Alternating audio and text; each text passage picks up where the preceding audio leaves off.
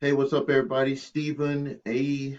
Williams, president and founder of the creditrepairshop.com. And in today's video, going to discuss some things that came about yesterday with clients because I believe that will help you in your situation. Talk about some results that we got from a client.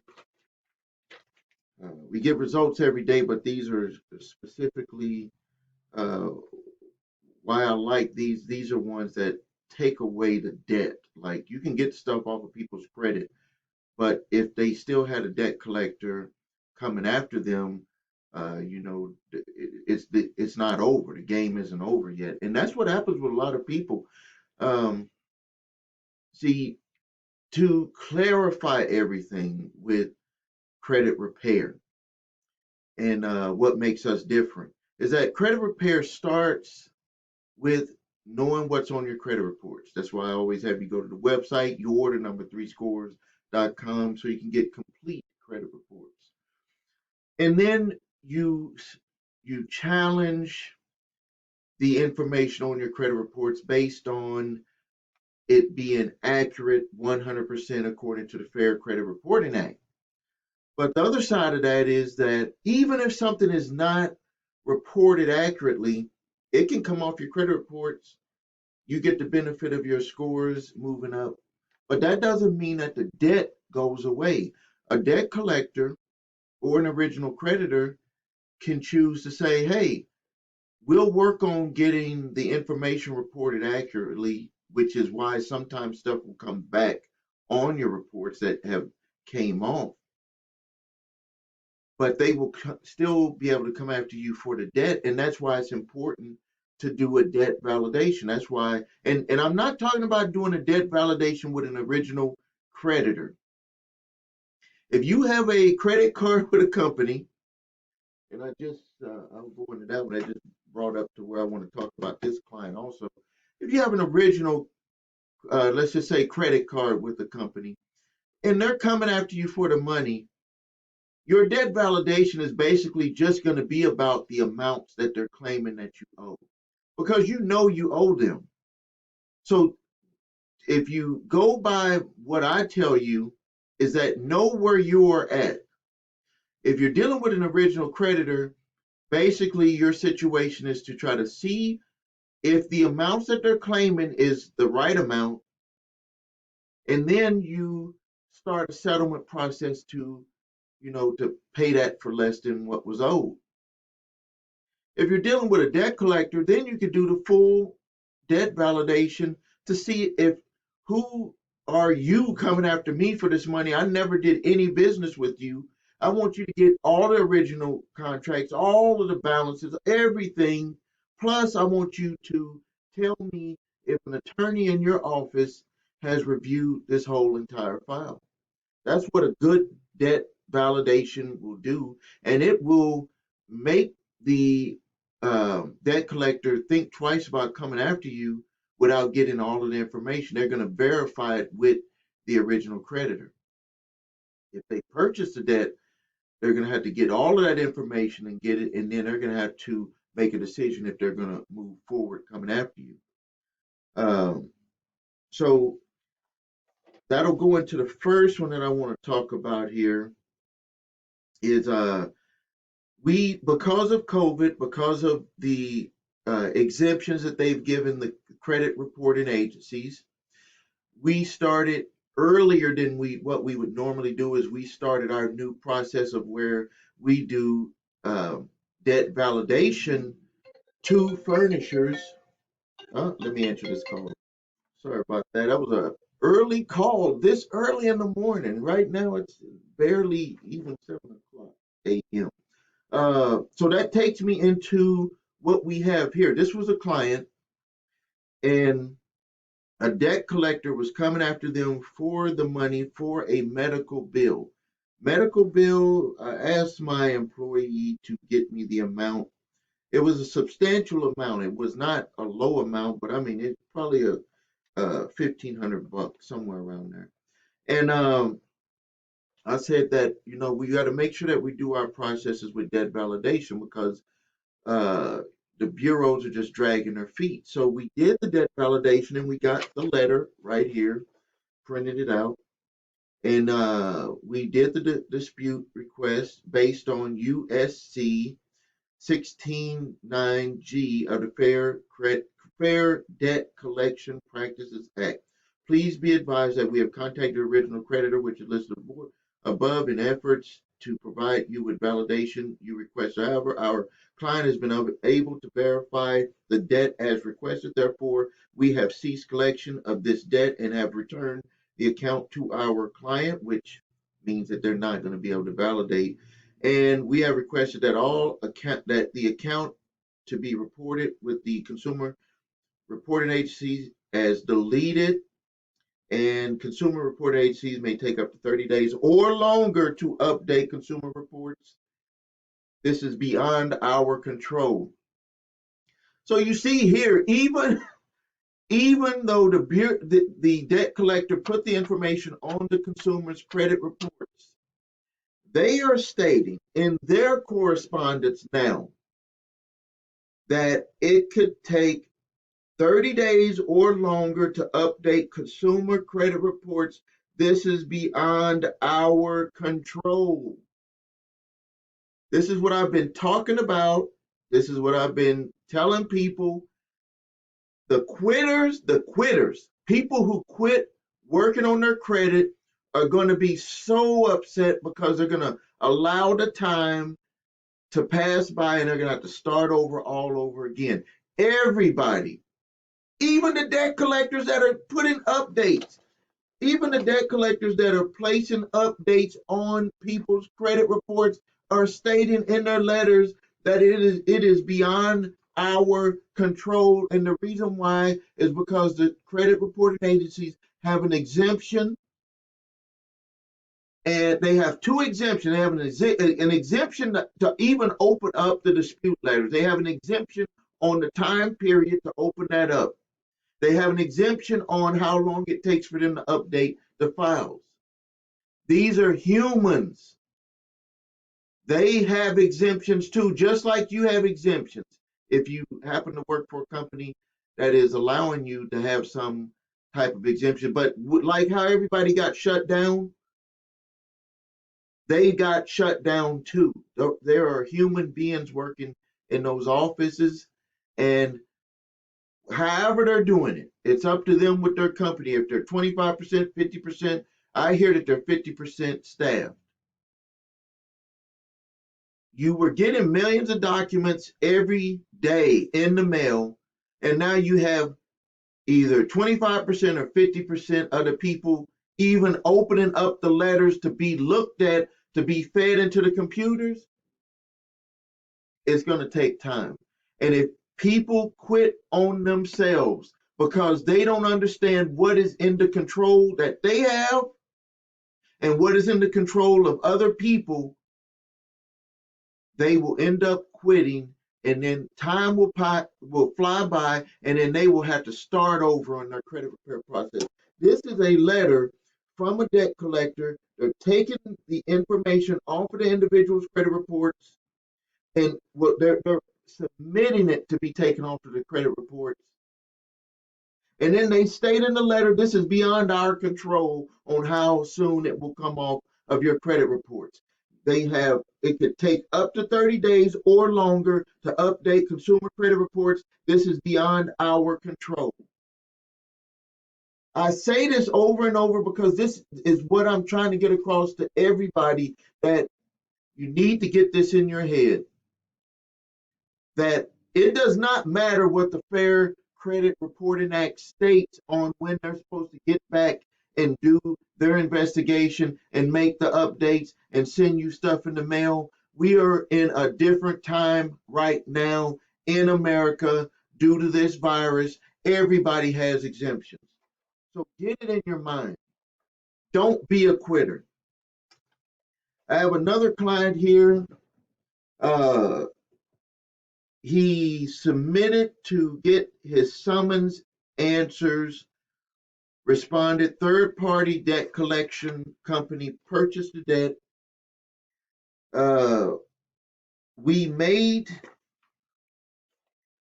the summons response, but this individual said, hey, I just want to try to do settlement. I don't even want to go to court. And I understand that. He understands where he's at. If you are not confident to go into court, for whatever reason, everybody is built different internally. I may go to court. Other people may not go to court. You may have the confidence to go to court. He decided that he would like to move to settlement. He owes this company $1,406, and he would have won, but he wants to try to move into a settlement phase, and we are helping with that. And we made a first offer of $625 and 50 cents. Hold on one. All right, I'm back. That was someone calling for a job with my publication. Okay, so he wants to settle, and we submitted a settlement for $625.50. There's a theory behind the reason why we have that amount. I don't know if they will settle for that. They might feel that if they go to court, that they will win and they could get a judgment. But we're going to shoot at that. What I'm going to suggest to our client is that if they don't accept the amount, and if he doesn't want to, he said he wants to pay the full amount, but we're going to try to go for a lower amount first. We still have time to work on this, but I bring it up because some people are just not comfortable, even by having the documents prepared. They're still not comfortable to go into court, and that's a personal preference. I have no, I don't say anything bad about a person. Everybody has their own comfort level and their own tolerance on what they're able, uh, what they feel comfortable doing. The next one I want to talk about, is this is a client, business client. He was defrauded by one of his customers. Wrote him over. These are checks that were for $30,000, $7,900, $14,600, $6,500, $6,000. He's in the jewelry business, diamond selling business. When COVID hit, his customer wrote him those checks, and then all of the checks bounced, and now the guy is refusing to pay him any of the money. He's trying to see what he can do, but it severely hurt his business. He's saddled now because he couldn't pay those debts, and because the COVID hit, his business went down. He now has, and I mean, just roughly, if I look at the list here, probably about 60. No, I take that back. $41,000 in credit card debt. $41,000 in credit card debt. Um, he looked at doing bankruptcy. Does not qualify for bankruptcy under the 2006 bankruptcy changes. Number one, the attorney must sign an affidavit saying that they attest to uh, the statements that the individual, their client, makes in the bankruptcy. And that means that they can't be lying about money that they have. They can't be lying about bank accounts, can't be lying about assets. Well, when the attorney that he sat down with asked him those questions, the attorney said that we will not do a Chapter 7 bankruptcy. And I think that he said that they won't even that attorney said he won't even sign to do the bankruptcy, take his bankruptcy, because he believes that he could have money set aside somewhere that he could be hiding. So And this customer did not want to do bankruptcy anyway. They did not want to do bankruptcy anyway. So we're working on settling these accounts one by one. First one that came down the pike, we were going back and forth with American Express yesterday. The amount on the first round of settlements, which we've been with this for going on 4 months now. First time they offered, first offer they made, let me get my notes here. First offer they made, he owes $9,300 to him, 9,300. First offer that they made, they came back with an offer for $9,068. That's they came back 4 months ago. Then yesterday they came back. Oh, where are my notes? Yesterday they came back. Well, we went to $3,000 is what we offered. And then they came back with 8,800 about 2 weeks ago. And then they just find my notes here. I can't find my notes. I'll go off of my memory. They came back yesterday. Okay, here we go. They came back yesterday at 41. Oh, here it is, right. Came back yesterday at 5137, $5,137. We still said no, but we tried to up ours a little bit, and we came back at $4,000. They they came back at $4,670. We said no, we want to stick with the 4,000. We would have the money over to you within 24 hours. They came back at $4,037. We said no, we want to stick it to 4,000. They came back at $4,017, but they have to get upper management approval on that. They had to get upper management approval at American Express to do that settlement. So I'll let you know in a upcoming video what happens with that one. I'll let you know, but that's the deal, And that client, just to let you know, I know people put comments and stuff here on YouTube about how long stuff takes. Well, this customer it's been more than 4 months. And he was just going yesterday saying, how long is it going to take? How long is it going to take? And I just reminded him, I don't go into their office and say, hey, you better take this amount. Even the guy on the phone, and what I did for this one, I don't normally do this, but because he was available, my client was available. I was like, hey, shut up. I'm going to have you on the line three-way. Listen to what they're saying. And they said, we got to take it to upper management. I said, how long could it take? He said, I'm going to send it to upper management, and I can't tell you how long their decision is going to take.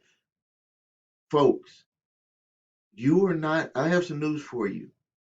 You are not the only customer that they're dealing with. When you're dealing with a company, when they call you to collect some money, yeah, it might sound like you're the only one that owes them money. But let me tell you, they're dealing with thousands of files. As soon as they get off the phone with you, they send it up to whoever they're sending it up, and that person probably has a stack of stuff, and they get to it when they get to it. So I told them that they're going to get to it. You heard it from them. And I asked the agent specifically. I said, give me your ID number, give me your name, give me your extension. And also, I just asked him the question again. How long will it take? He said, sir, I can't tell you how long it's going to take. And then another one, he called me, this is the same client. He called me and he said, I have 3 credit cards. They called me his city cards. He has 3 city credit cards. trying to settle on those. He owes 9,700 on one. He owes 45.42 on another, and he owes a small balance of 600 on another one. And he said, Steve, they just told me that you need to call. Let me see what they call it, just in case. Let me just refresh my memory. They said, Steve, this is where my clients sometimes try to catch me and say we're not doing our job and our work. So he said, Steve, uh, their where is it at? Their client focus team direct number. They want you to call because he was trying to say that we haven't been calling for him.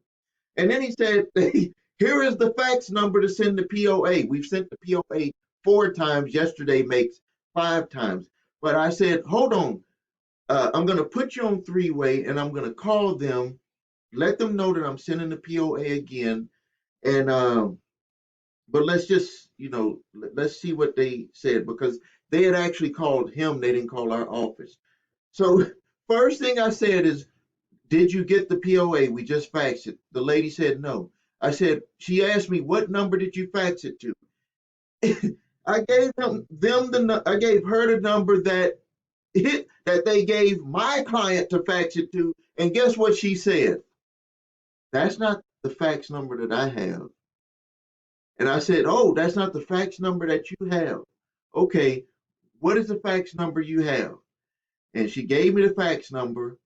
We sent it to that number. And then I said, how long will it take you to get the POA? Does it go directly to you? She said it could take up to 7 days. I did this so my client can hear, so he can get in his mind and understand this is not of my control. That's why I allowed him to hear that. And then I said, okay, I want you to tell me this again, please. And this time what I did is I unmuted my client and I had my client tell her the fax number again that the client focus team gave him for the fax number. And she said, that's not the fax number that I have of any of the fax numbers on my charts here. We have several, and that's not one of them. Let me tell you why I'm talking about this right now. Is that these companies are spinning people's wheels. And what I assume what's going on with this client, this was a client that was paying good payments. They did not sell the debts to debt collectors yet. They may believe, and this is what I told him when we got off the phone. I said that they believe that there could be hope because you were a client that were paying them for years, never had any problems. They know that you're a businessman. They have hope. They have hope. And they're going to say, let's not throw this one into that sold group yet. Let's just see. Let's just keep calling and not talking, maybe even not talking about a settlement. Because we still have not got to speak to anyone about offering a settlement. They've always just said, send the POA, send the POA. We called back, we didn't get the POA, we didn't get the POA. And then they call the client when they're instructed to call us. It is beyond our control. And that's why I'm just letting you know, I'm giving you an insight of what we go through with hundreds of customers on a daily basis here in my office. This is what we go through. This is what companies actually, people get tired and quit. He wants to quit. And I said, don't quit. You got to just keep pushing forward. And I wish I could tell you when it would be over, but I can't tell you that. I'm not going to just say what I don't have control over. So the moral of the story really is just to continue fight. No matter what battle you're going through and where you're at with your credit repair process, where you're at with your debt process, if you're looking at doing settlements, you continue to work. The person who stays consistent is the person who gets stuff done. Think of consistency as I take a baby step, I take another baby step, and after all that time, you made all of these steps, all of these baby steps that ends up being like this. When the person who quit, they made a baby step, and then they made a baby step, and it went up a little bit, and then they quit, and then all this, they'll start back over again. Consistency over time makes big results. A little difference makes a big difference over time. But people are so much into this fast food mentality that they don't even give themselves the time to allow the goodness to come to them. All right, let me answer a few questions here. We had a question here. Person said, uh, how do you tell the debt collector you receive SSI, uh, that you're on SSI disability income? They are seeking a motion for summary judgment. They spoke to a lawyer and he said to settle, but I don't have no means to settle. Remember what I told you in my video? You if subscribe to my channel, uh N King, subscribe to my channel, and then I want you to go and I want you to watch the video that says debt collectors can't take your money. What is that? What is that video name? I done made so many videos. Hold on, I'm gonna pause it and tell you the name. All right. So the video is uh, how to stop a garnishment, and what I do is I break down the different types of income that you can have that makes you what's really considered garnishment proof, where even if they win the judgment, they won't be able to collect any of the money. And so what I tell people to do, call them up and tell them they're not going to want to keep, well, maybe they might go ahead and go through with the judgment because they've already paid and filed the summary judgment paperwork. Uh, but they're going to stop right after that when you notify them that you're on Social Security disability income. They're not going to be able to do anything. I mean, we see this all the time with customers that are on this. Some of the times they'll just say we're not going to come after you at all and just dismiss the court case. So that can happen. Here's another person here. They put, uh, you have no idea how much you impact my life. I have a question. What do you say to a man who is sued by an ex-wife every other year? Every time I save money, I lose it to a lawyer. I guess I'm broke forever. No, you're not going to be broke forever, but I would need more details about how she's able to continue suing you. Uh, Maybe, let me just assume something. Maybe she's trying to sue you because she's trying to say that you have more income than you are stating if she's able to get money from you. Maybe, I don't know. Uh, you might have to do a settlement with her to be done and over with it, or figure out go to the root. She's suing you because of something. Go to the root of that, solve that problem, because it seems like it's not getting resolved, and that's why she keeps coming every year. Uh, Actually, one of my sales reps, he got divorced, and he had one of his pay stubs.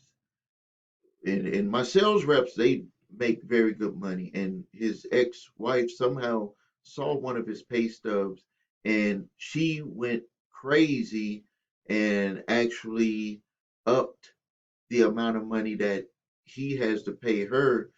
And he asked me advice on that, and I said, "Hey, it's up to you, but knowing your situation and what you don't want to go through, you might have to come to an agreement." And he ended up paying her uh, extra money each week out of his paycheck, to just settle it so he can have a clear mind and move forward.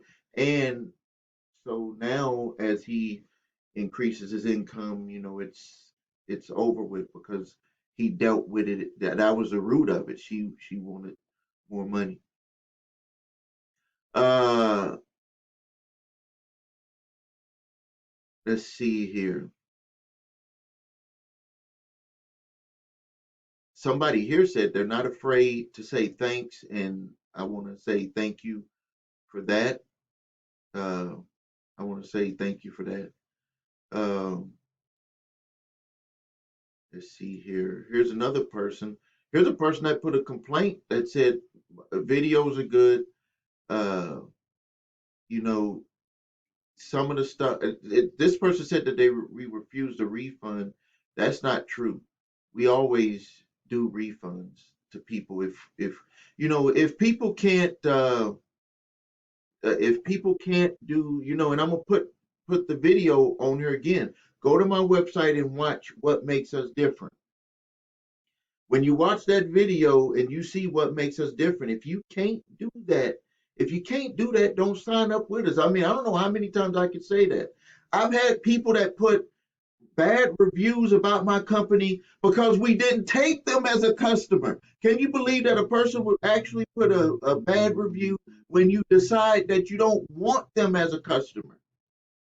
So uh, when you wake up stuffing people, people get upset on both ends. People get upset when they feel that they're rejected by you because it's like, how dare you not take my money? And then people get rejected when you tell them, we can't help you if you don't follow through with what we need you to do. We're the company. You came to us for the way that we do it. We don't change and do business the way you need us to do it. No, we're not that type of company. Uh, someone said that they were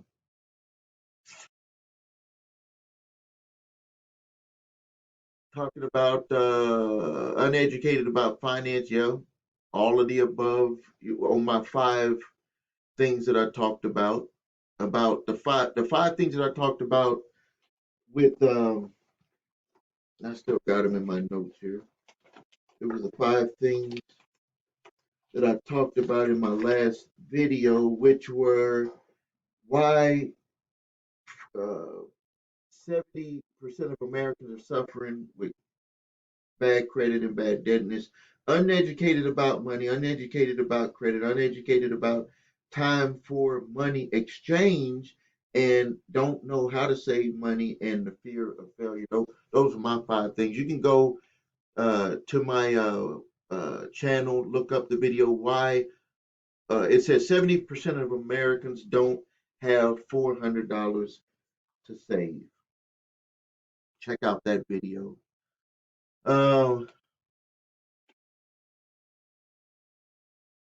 Spammers jumping on here. Still got a lot of spammers that trying to deal with that. Uh,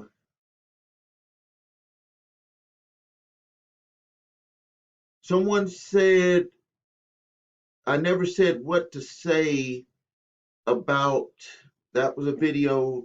Debt collector's case got dismissed after saying this in court, and that basically I did say what you had to say, and that was you're asking them the questions about if they are the owner of the debt, or are they assumed it, or are they really, or is the original creditor that is listed on the summons the actual company that is coming after you in court?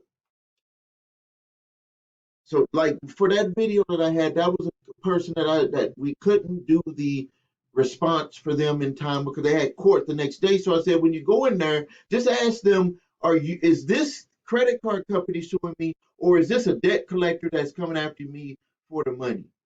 And when they asked that question, they dismissed the lawyer asked to have it dismissed because they know what's going to be coming up next when that happens, or potentially. They just want easy stuff. They send the lowest lawyer, and I don't want to say lowest like as a person. I mean, as usually the lawyers that go in to do these are just like beginning lawyers that just go in there, show up, and they just push in paperwork.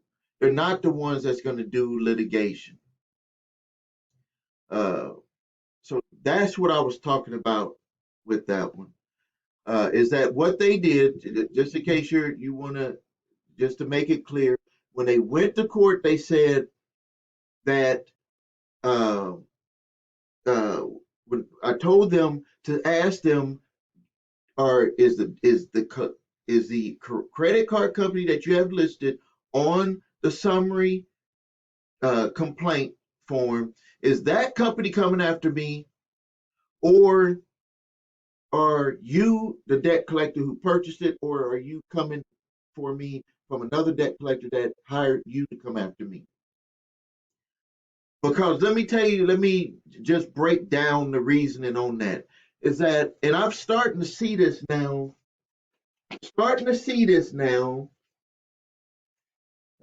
with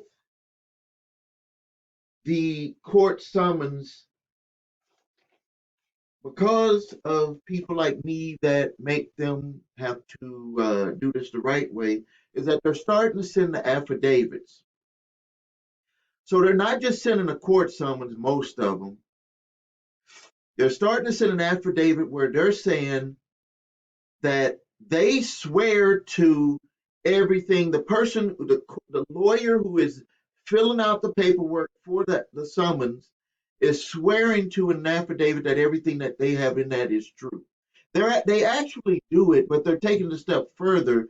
They're saying that we, or I, as the lawyer who's filling out this summons complaint, is signing an affidavit that the company that I got the information from, I've reviewed it, what they gave me is true, and I believe everything that they gave me is true. And I'm putting it here in the sum. They're actually attaching affidavits to that. Let me tell you the reason why. Is because they don't want to get in trouble and say that everything that they put in there is true, and there's nothing to back up from their client saying that they talked to their client. Each step of the complaint has to be reviewed by an attorney, and that attorney, when they sign that, they're swearing that everything in the complaint is true. What has been happening, just like what happened with this one, is that they've been getting caught where they don't have the information. And so they're trying to take it a step further and make it look better for the judge and say, well, judge, I reviewed documents from that other debt collector, and I think that that's true. So I'm swearing on that information. I'm not swearing on what they are saying that they did. I'm swearing on what they are giving me, that I reviewed what they gave me. But see, when you do the defense strategy, is that you say, okay, I want you to, you're swearing to that, but I want you to swear on how they got that information because you're representing them in court.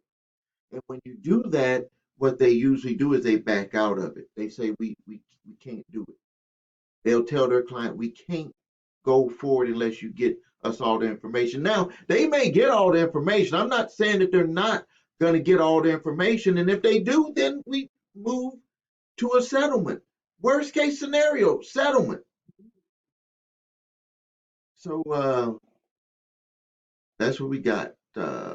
We got some other people saying thank you. Got some more spammers on here with stuff. Uh, but hey, I would like to thank everybody who. This is a long video, but I gotta start doing it back this way. I got kind of away from that. I gotta I gotta start back doing the videos the way that I want to do them. So thank everybody for coming. If you need help with your credit, please visit our website, watch the video, what makes us different. If you can follow that, sign up. If you can't, go seek it from someone else, or just watch my videos and piece it together yourself. Please, if you need your credit reports and scores, go to the website, your3scores.com. If you need the statute of limitations letter on debt, a debt that's coming out, debt collector coming after you for a debt that's past statute of limitations, go to my below here is a link. Get that letter. If you need the debt validation letter for debt collector coming after you, that letter is below. Also, subscribe to my channel. Subscribe to my channel. If you're asking questions of me and you haven't even subscribed to my channel, come on, subscribe to my channel. All right, thank you. And until next time, this is Stephen A. Williams, president and founder of the creditrepairshop.com. Thank you.